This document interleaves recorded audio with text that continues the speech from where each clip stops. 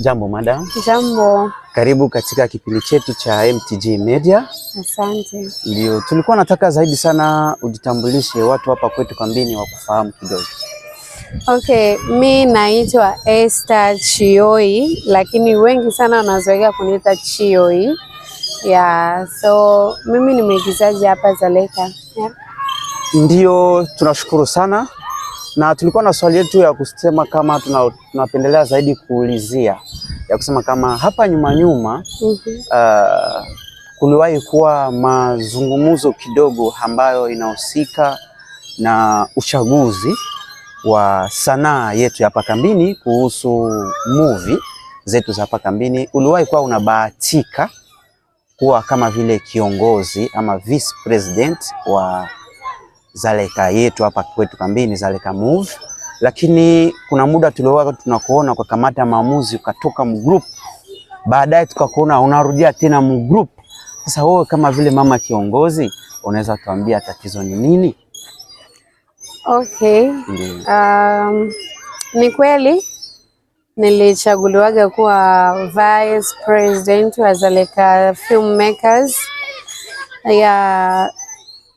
Okay, hakuna tatizo yoyote ile, kuna ile tu majukumu ya kimaisha.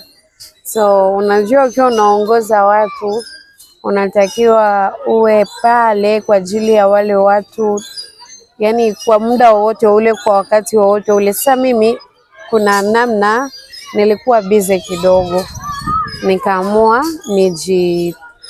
nikae kidogo, lakini sio kwamba niliacha kuigiza, hapana. Na kama nilirudi kwenye group, niliombaga ruhusa ya kurudi kwenye group, na sio group la committee, lakini group ya Dzaleka Filmmakers. Kuna kitu ambacho nilikuwa nataka tukifanye kwa ajili ya msanii wetu ambaye ni marehemu kwa sasa.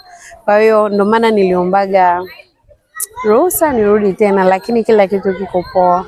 Na tuliona muda si mrefu wakakurudisha mgroup. Baada ya kukurudisha mgroup, ukakuwa mtu ambaye unaleta mada fulani ya majenzi ya msanii ambaye tumesikia aliwahi kuwa anafariki katika sanaa yetu hapa kambini ya sinema. Sasa tunaulizia zaidi sana, uliwahi kuwa unapata sapoti na kuna watu waliwahi kuwa wanakupatia mawazo au kukubalia katika ile wazo yako yenyewe uliwahi kuwa unaitoa kwa watu?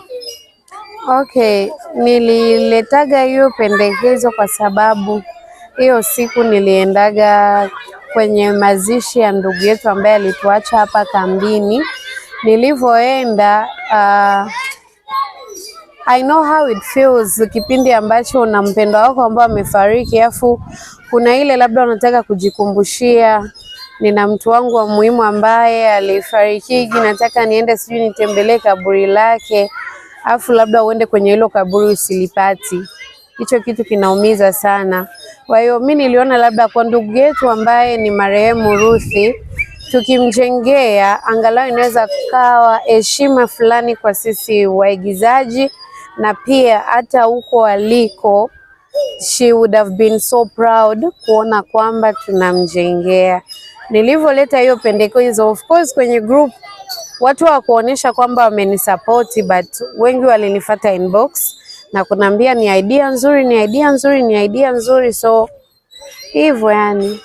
Asante sana ndugu watazamaji, nikizani mnaelewa hicho ambacho mama wetu msimamizi hapa kwetu kambini kuhusu sanaa ya movie amewahi kuwa ameongea, na nikizani mnawahi kuwa namuelewa. Swali yetu nyingine tulikuwa tunapendelea tuulizia kusema kama nini ambacho kinaweza saidia sanaa yetu ya movie kujulikana zaidi ama kupanda zaidi, kwa sababu tuko nawahi kuwa tunaona wacheza mpira wako wanauziwa hapa kambini. Tuko nawahi kuwa tunaona wacheza mpira wanacheza vizuri wanaenda sehemu nyingine, lakini hatujaona wacheza movie hapa kambini anauziwa rasmi, anafanya contract na kipaji. Tutafanya nini ili tukue na kuza kipaji? Kwa sababu unakia kuta katika sanaa ya hapa kwetu kambini mna watoto kidogo wanaanza mpira hadi wanakomaa na wakafika wanauziwa. Sasa sisi kama vile watazamaji ambao tunapenda movie hapa kwetu kambini, mnatuandalia nini mwewe kama vile wasimamizi wa movie hapa kambini? Kama gisi nilisema mwanzo, mimi kwa sasa mimi sio tena kiongozi wa Dzaleka Filmmakers. yani mimi ni mwigizaji tu kama waigizaji wengine. Kwa hiyo mimi kujua labda viongozi wanatuandalia nini ama wanatupangilia nini, hicho kitu kinaweza ikawa kigumu kwa mimi kujibu kwa kweli. Ndio, na tubaki hapo hapo. Nini inaweza sababisha wewe unasema unakuwa mama kiongozi, unatoka kumama kiongozi unakuwa mtu kawaida? Kwa sababu gani? Mlichaguliwa hapa, mnafanya vote hapa nyuma, lakini tunasikia unasema wewe ni kama vile memba kama kawaida. Unaweza tuambia chanzo? Kwa sababu hayafaa hata mwaka au miaka 2 ili tuelewe vizuri na watu wakuelewe vizuri. Yaani wewe kaka unataka tu kunishota maneno. Sio kushota maneno, nataka jamii ya hapa kwetu Kambini ielewe vizuri. Okay. Mimi kipindi niligombeaga kuwa president wa Dzaleka Filmmakers. Ndio.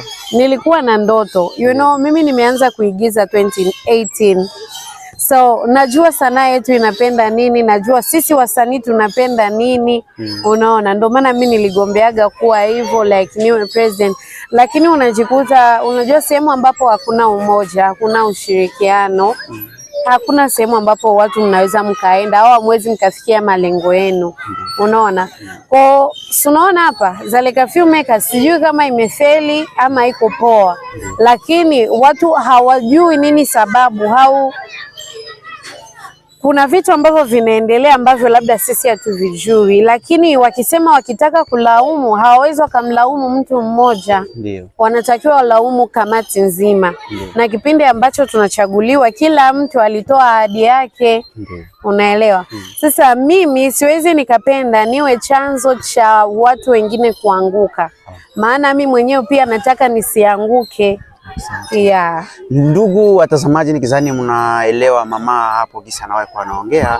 Neno gani unaweza kuambia watazamaji ambao wanatuona ya mwisho ili wawahi kuwa wanakuelewa vizuri na wakiwa wanajua katika sanaa ya hapa kwetu Kambini?